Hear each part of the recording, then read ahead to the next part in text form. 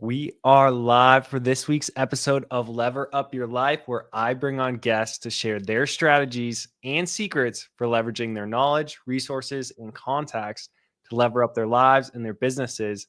And there's no one better for that to speak on radically transforming your life than Adam Whitney. So, Adam, welcome to the show, my friend. Dude, so honored to finally make the cut to be on here. This is big time. Yeah, I know, man. Look at you. Your life is upgrading. You finally made it on my show, right? Insane. There are quite literally 100 different topics that I think you'd be qualified to speak on in real estate, business, life, etc.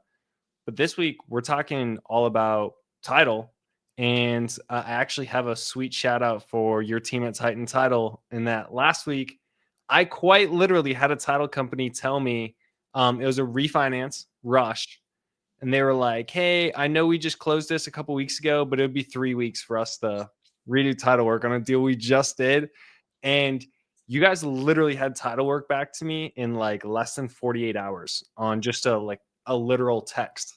Hey, I need title work. And it was in hand. It was incredible. I was actually the slow one in this transaction. So huge shout out on that front. Why don't you just tell me, Adam, like why go through the hassle of putting together a whole title company and dealing with all the inevitable pains of growing a business in the first place? Yeah, just growing a business from scratch is hard, bootstrapping it. Um, our real estate investment company has done well over 1,000 deals since, say, 2015, Sure. really at our inception. So I'm doing a lot of my own deals. Plus, I'm the CEO of a big real estate mastermind called Seven Figure Flipping. So I'm like all in real estate. Yep. And in Pensacola specifically, where we were kind of born, we had done hundreds and hundreds of deals. And one title company specifically, we'd done probably 300 deals with. They were our Yeah. go to. They had this one girl there, her name was Melissa, like super, super reliable until she took a job somewhere else. And we sent a file to that title company and they were like, "Yeah, we don't know how to do this. Only Melissa does." And that was like, dude, this is like insane. Cause you'll move from title company to title company. It really depends on the person there and their capabilities and whether or not you get it done. So I just was like, all right, how can I control this part of the transaction so that we Yeah. can win and not have to worry about it? So that idea was seeded at that time. And then my partner Ryan and I dreamed this up on a rooftop in Channelside, Tampa Nice. area in early 2023. And what was interesting was as we started to do market research and talk to title companies, friends that we have mutual friends Yep. at title companies, they kind of laughed at me. They said, you're never going to get approved by an underwriter. Like you won't be able to start a Really? title company because you don't have any title experience. And I was like, okay, sick. And I talked to two different title company like owners and managers, and they gave me the playbook. They said this is what you need to do, but they also both were kind of like, "That's cute. You're not going to be able to do it." And within like a month, I had a meeting with a title underwriter who was like, "Yeah, we'll approve you as long as you have a employee who has experience with the title license." So we Mhm. went out and we hired somebody, and before we even had a single file in our company, we hired somebody with experience. We got underwritten, and we launched the title company. And that Mhm. was like August of 2023 that we really were open in like July, but just getting our admin Yeah. stuff done. But August 2023, we really did our first file.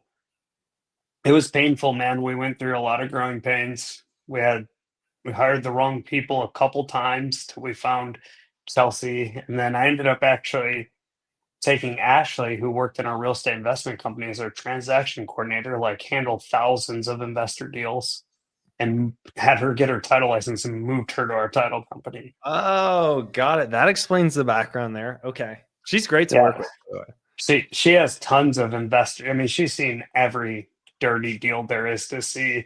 And now she gets to serve on the title side specifically, which is really powerful for Titan to have Yeah. that. It's basically like having me in that seat for title because she's seen literally every from sub two wholesale, sub two, right? She's seen the Yeah. whole gamut of things. So, a couple things were really important to me: the ability to do double closes with buyer funds, blind HUDs, the ability to do creative finance. So I just wanted to have it all in house. And then not only that, if you think about the real estate industry, on one transaction, there's like 14 people who make money, right? From the appraiser to the inspector to the title company to the agent to the other agent to the Mobile notary. notaries. Like, I mean, Yeah. there's literally like 14 people making money. So, like, what's more powerful in business than doing the same one thing and making money up and downstream on just the one transaction? Yep. So, opening the title company allowed us to get vertically integrated. Um, I wouldn't recommend that everybody does it. It's kind of a pain. And title companies don't actually make that much money. I think this was kind of a shock to me how the money works Hmm. at a title company. So if you think about a transaction, the primary fees you see, like doc fees and government fees, those are all standard set going to the government. That's not Yeah. going to the title company. Well, even the Then you insurance too, right? Like you guys are basically just paying your underwriter for that, no? well, the title companies make 70% of that, Okay, got it. and the underwriter gets 30% in the state of Florida. Got it. So let's say the title insurance is $1,000. $700 goes to the title company, $300 goes to the underwriter, and then the fee is the settlement fee. This is what I get. This is what I love when people get all bent out of shape. Junk fees. So one of two things is going to happen. You're either going to have a higher settlement fee and no junk fees, or you're going to have the fees kind of outlined on there, and they're just end up being pass throughs. Yep. So on average, the gross revenue from a single file for like us was about $2,000 Yeah. Yeah. to the title company, right? And then you got salaried employees that are between $50,000 and $90,000 a year that you're paying. Plus, you have title insurance, or you have E&O insurance. You have all this these other big expenses that come up. The system, most people are probably familiar. Like if you're doing transactions, a Yeah. lot of title companies use Qualia. Yep. Also very expensive. Yeah. Yeah. So just to think about, like, they don't make that much money per file. I mean, gross, couple grand, net, few $100. Yeah. Yeah. It's You a know, volume game for sure. total Um, volume game, and specifically, it's a ton of work, as you know. yeah. Yeah, it definitely is. And people give you all the time in the world to get the stuff done, right? Yeah, yeah. Closing Specifically tomorrow. for yeah, right. For the people listening in, I think it's mostly going to be wholesalers, agents, fix and flippers. And there's a couple things that you brought up right away for the reasons why to start something like this. And I want to touch on those because I think most people don't really understand. So, first off, having the ability to double close using buyer's funds, what does that mean? And why is that a big deal? And quite frankly, I think fairly uncommon amongst title companies. Probably Yeah, 5% or less of title very companies few. consider that. Yeah. It comes with risk. So one thing to note about a title company, you have an escrow account, which is a very regulated account. Tons and like millions of dollars move through an escrow account, right? Like for Yeah. big home transactions, $500,000 comes in, and then $500,000 goes out. So it's all in and out. Yep. And we actually have to account for it down to the penny. We have to have three different things. So we have our internal accounting, we have our bookkeeper accounting, and we have a reconciliation company that does Mm, third party accounting on it. So when you think about how the transaction moves, a double close means that there's two closings basically happening back to back. It's all on paper. You don't really know, but you're paying for two closings because two closings are happening right. in the system. So like closing one, the buyers wire in their funds, closing one happens with those buyers' funds, and then closing two then happens. And what that does is it takes it creates anonymity on basically the wholesaler side. So like the situations in which we would use this in blackjack as an investment company is if we have a really sketchy buyer and we're not confident that they're not going to blow the deal up at the closing table. So like typically it's because of the size of a wholesale fee. So if it's like a Yep. Yep. 25K and above fee, we consider it if we don't know the buyer, but really it's like 40K and above Yeah. and we don't know the buyer, then we're probably going to double close. It's worth it Yep. at that point to pay that little bit of extra fee to make sure it doesn't blow up at the closing table. And then it just creates anonymity. The buyer never sees the fee. If you don't do a double close, the buyer sees your wholesale fee, which 99% of the time, perfectly fine. Yep. Yeah. I But think there's that 1% of the time where you have a buyer you're super unsure of, and you're worried if it comes to the closing table and he gets that the buyer side of the closing statement and he sees like wholesale fee 40K and he's like, well, wait a minute. they And he didn't do starts anything. they Yeah. start to try to find ways to Yeah. not close, you know? Yeah. Well, I think even the part two of large wholesale fees, besides that, so like from the wholesaler perspective, you got a big assignment fee and a shaky buyer or somebody who likes to count other people's pockets, for sure. It's good to not let them see the fee. But also, if you're using an institutional hard money lender, almost all of them have restrictions on assignment fees. So they're cool with assignment fees that's like, equivalent to agent fees around 3%, but you get an assignment fee of even 20K, and that can start to cause problems with hard money. And that's why having the ability to do this like pass through double close is huge. And just to confirm, in a lot of instances, if you wanted to double close, like Adam, let's say you just went to, Joe Blow Fidelity Title or whatever, and you're like, hey, I want to double close. They're going to say, if they even allow it, they're going to be like, cool. You're going to fund this. Go find transactional funding. It's going to be 1 to 3 points and whatever, lender fees on top of that. You pay for all those fees, and then you get to pay for the second title closing. Whereas you go to a title company that has the capability to go pass through funds, you don't have to use transactional funding. That's a huge cost savings. I mean, potentially 5 to 10 grand in a lot of deals, right? For sure. Yeah. Yeah, it's meaningful to your bottom line. Your margins are already pretty Yep. small after you spend a bunch of marketing dollars to acquire the deal. When you think about this in the industry, it had been pretty common for the cost to acquire a deal from a marketing spend from an investor to be 3 or 4 thousand bucks. And then the average wholesale fee for a good wholesaler is probably around 20,000, Yep. 15 to 20,000. So that 3 4 5x on marketing spend is great, but what it has become over the past, I don't know, 18 months, you start to see that cost to acquire a deal start to creep up to seven or even $10,000 in some markets. And if your fee's only 21,000, by the time you pay your team and your software and all that stuff, like there's not much left. So you Yeah. have to keep good margins. 10 grand on a double close could be the difference between profitable and not profitable for some companies. Yeah. Yeah. You could show profit, quote unquote, with a wholesale fee.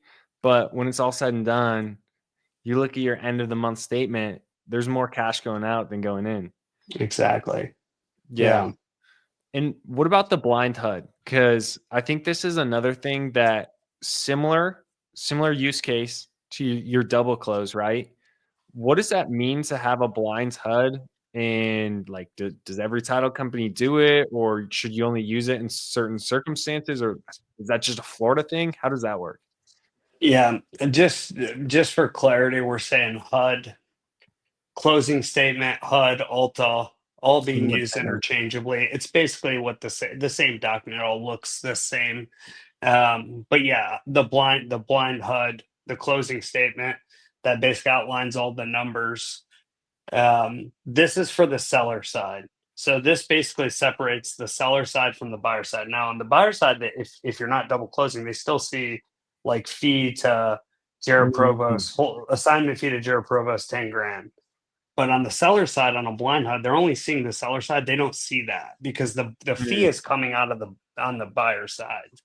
Got the it. buyer's paying that fee. So basically, the seller side, the blind HUD keeps the seller side and the buyer side separate. Again, these are really Mm, just to keep it copacetic at the closing table, because yeah. like a couple things. One, transparency. If you're doing assignments, like, you should be transparent with your sellers on what's happening. Like, if you're trying to do sleight of hand saying like, oh, I'm the end buyer, like, you will eventually get caught up. Yeah. um if you're trying to be all slick in your talk, like, that stuff only lasts for so long. So setting proper expectations. But yes, the blind HUD is a tool that we use just to keep the closing clean, to make sure that there's not going to be any problems at the closing table.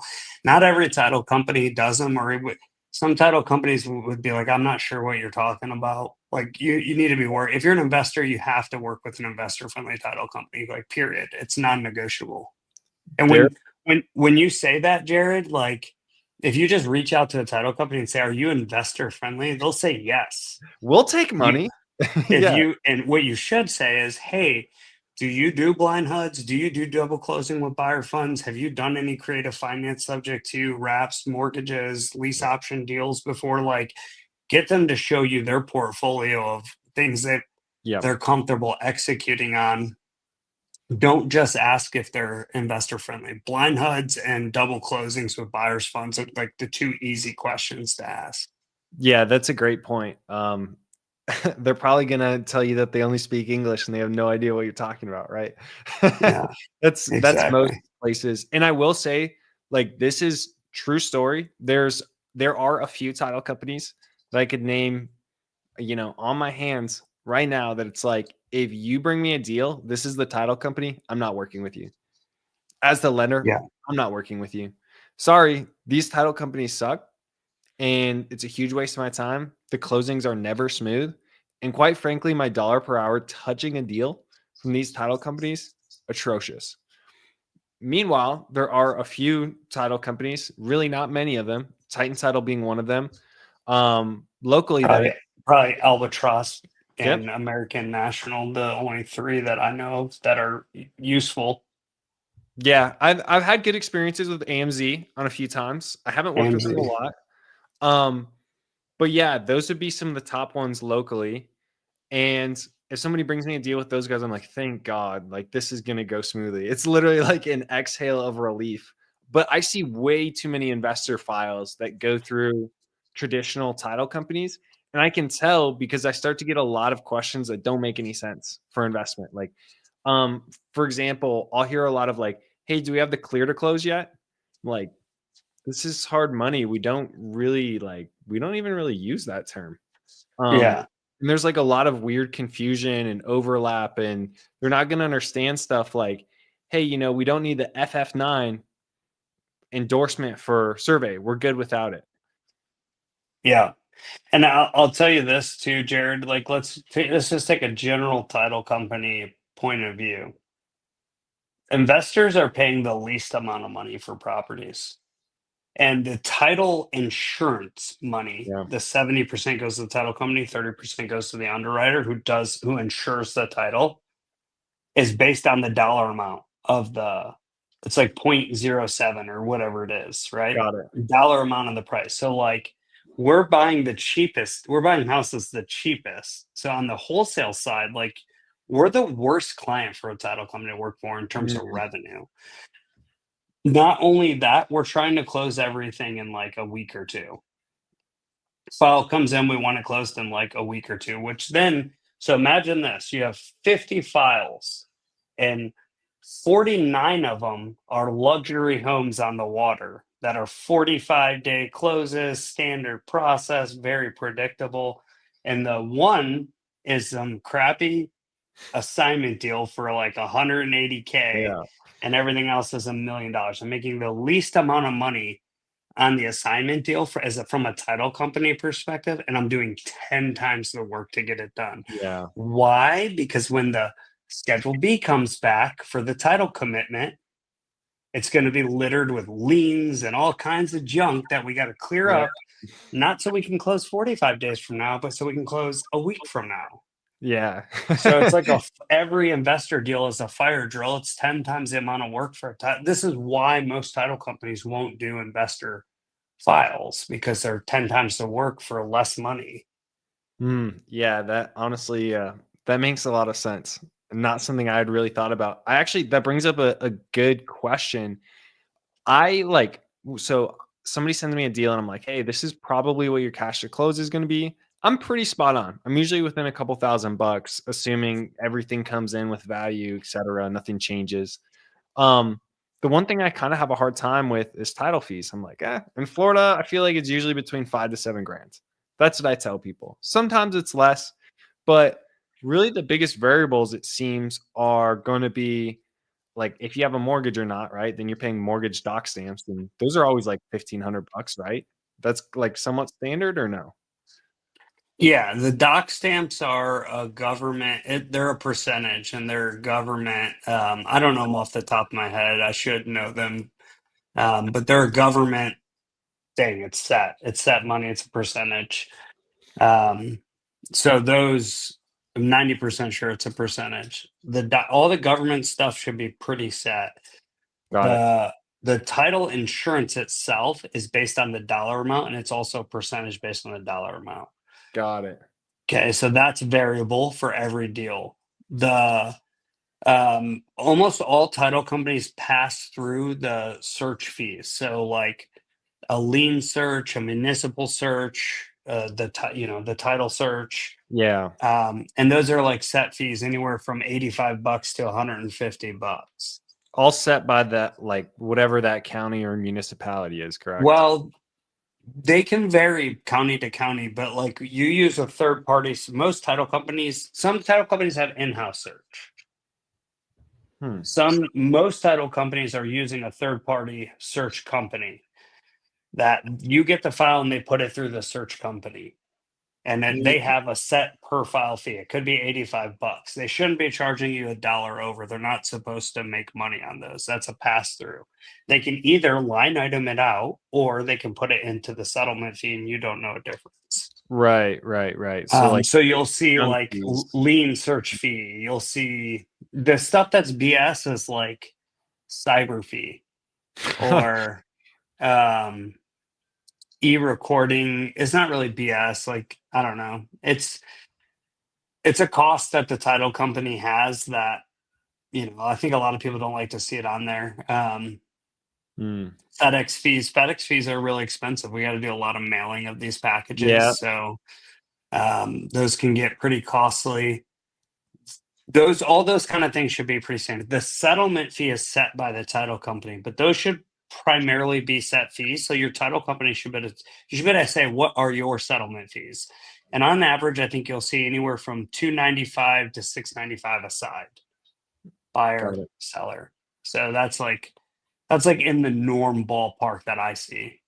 Got it. That makes sense. Um, This Around is $1,000, $1,100 total is uh, around what you should. What you, I mean, you see more expensive for sure, but I think that's pretty common.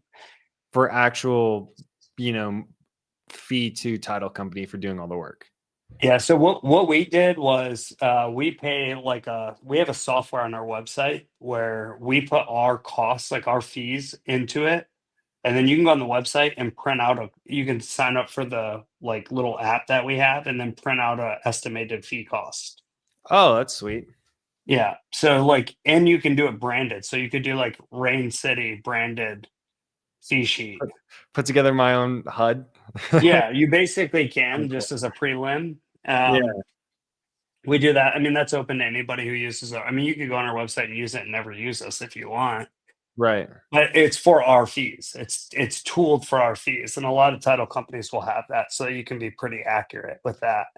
Oh, that's pretty cool. So let me ask you this, Adam, because I want to get chat.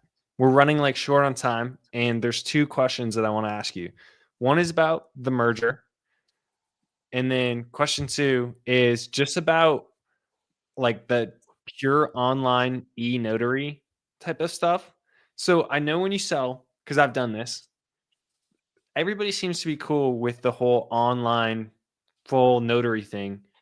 Do you see Yeah. that being a thing when you like purchasing houses, having the actual online notaries? Do you think Ron, it's called a Ron, remote online notary. Yeah, absolutely. yeah, Actually, um, it depends on the title company, but really it's by the way, most of the things being levered on you as an end user, as a seller or buyer or an investor, are actually coming from the underwriter that the right. title company uses. So, like, we use Westcore, Albatross uses Westcore, super investor friendly. We have Caddick, we have a couple underwriters. So, like, that's something to know. Does my title company have more than one underwriter? Because if one underwriter says they can't do something, we take that same file as a title company and take it to the other underwriter. They go, Right. how can we get this done? Um, so the underwriters are the ones that are basically mostly saying yes or no, you can use a RON, depending on the complexity of the deal. So we buy a lot of creative finance deals in Tennessee and Georgia as an investment company. And all of the closing docs, except for our trust, I think our trust is wet signed, right? Our trust is wet signed because we buy in a trust for a creative deal.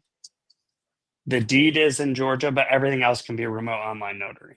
Mm, So it all depends on what the underwriters will allow you to do. So got it. it's not really the title company by and large making the decision now. However, if a title company has an attorney 9 times out of 10, you have two types of attorneys, and most of them are going to err on the side of caution because their law license is at risk. There's Got it. like a 1% crew of crazy attorneys who want to do weird stuff with us, Hmm. who are like, oh, this is totally fine. I'm not worried about it. And then So when you have an attorney involved, even if the underwriter will do it, they still want to see you do wet signings or that kind of yeah, thing. But yeah, it's becoming more and more prevalent, and I think it won't be long before it's all digitized. yeah. For me personally, man, I'm looking forward to that day. Too many people in Me too. Florida are like international buying properties. I'm like, bro, we're not having Nine, you go to the embassy. You're not. 99, even when it's 99% of our closings are all at minimum mobile notaries. Yeah. Nobody's coming into title offices anymore. I Yeah. mean, like, there's some people who are like want to save the $150. Even then, I might pay it myself and just say, let's not waste all of our time. Yeah. Yeah. Yeah. I'll just 100%. send a mobile notary to you. And they'll chat your ear off while you're trying to get files closed. Yeah. So we did a closing for James a couple Fridays ago, but we got in off. We actually went to his office to do it. Chelsea did just for a Oh, photo op. nice. Nice. Nice. I love that. Um, but yeah, by and large, it should be these days. It should be a mobile notary at minimum, but remote online notaries Yeah. um, are more and more prevalent. Yeah. So in the last couple of minutes we got here, tell me about the merger that just I don't even know the full story, to be honest, and what that changes in regards to Titan title. Yeah, basically just the name. We're gonna change. We're merging with American National Title, Amanda Sizemore, Dan Bolka, and the reason we're doing that is we're really good. We got our operations pretty dialed in now, but it was very painful to get it to where it was effective now. Like right now, you get like white glove service. If you're Yeah. an investor working for us, like you have all of our girls' cell phone number. But if I want to scale it to the next number of files per month, that I will lose customer service. So this is what I learned. I did a file in August, and then three, and then four, and then 10, and then 20. And then I literally broke my team, incapable. I didn't have enough staff. So then I staffed up. We spent 2 months working on process and systems.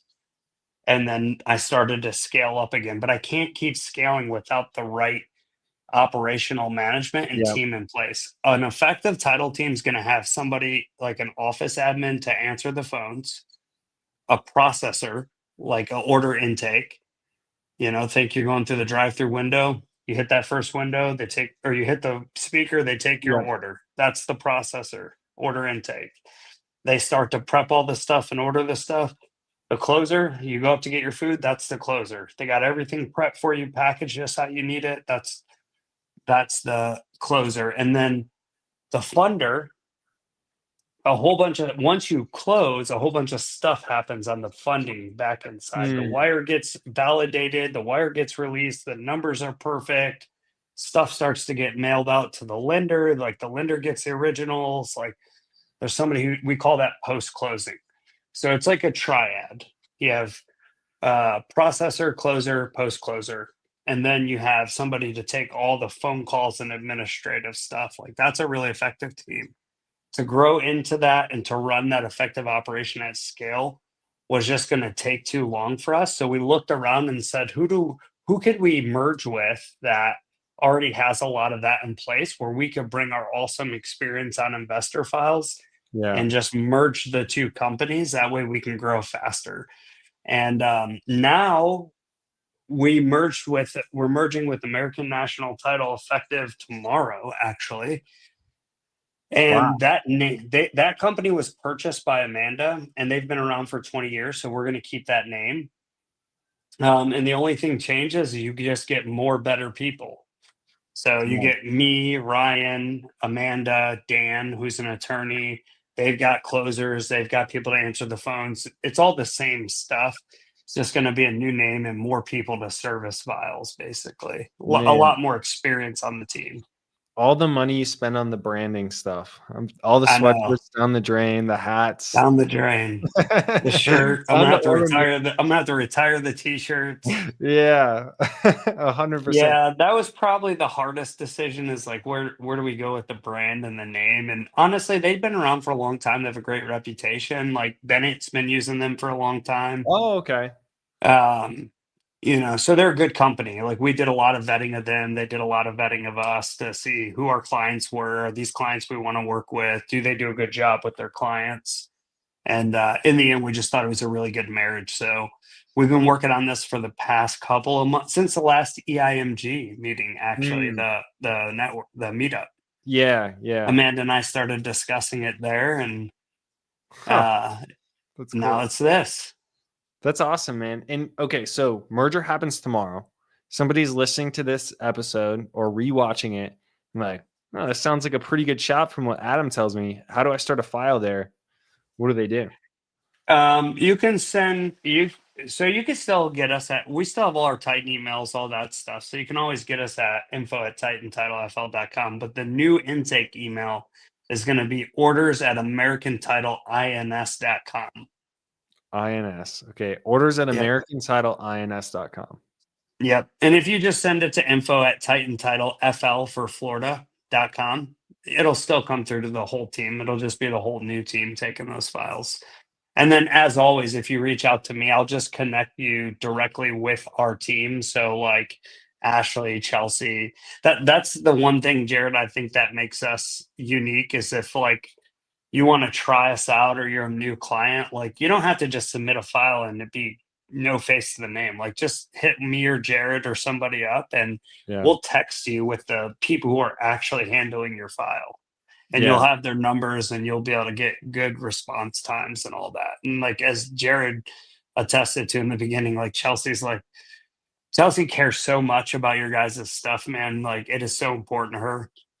And we Yeah. know in title it only takes one mistake and then people are like, worst title company in the world.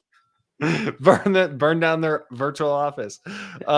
Yeah, I will say, like, from my perspective, I come across some weird deals in weird situations, and it is so nice. Like, I'll literally just text Ashley and be like, hey, weird question, but this kind of thing came up. Like, what do you think? Like, what is this like cool with title? And she'll be like, no, you can't do that. Like, oh yeah, this is totally fine. We could set it up this way. Like, you're good to go. Having that at the ready, so nice, like so nice. Even asking you the other day with the one deal, like, hey Adam, client hit me up. I'd prefer to run this through Titan, but they did just close it through this other title company. Is it better to run it through the other title company because they just saw What the? I what I tell you. And you're like, yeah, man, the other title company is going to be better if they can actually do it. As far as fees, it'll probably be cheaper. They're familiar with it, and sure enough, Yeah. there was a 3-week turnaround. But so anytime you close something, like let's say let's say you're a end buyer, like you're gonna flip a house, you close it with one title company.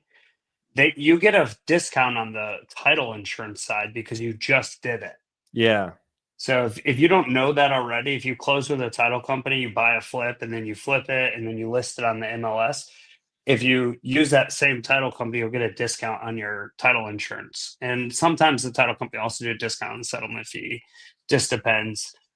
So technically, it should be cheaper to use the same title company for a deal. The problem in that case was it's the end of the month.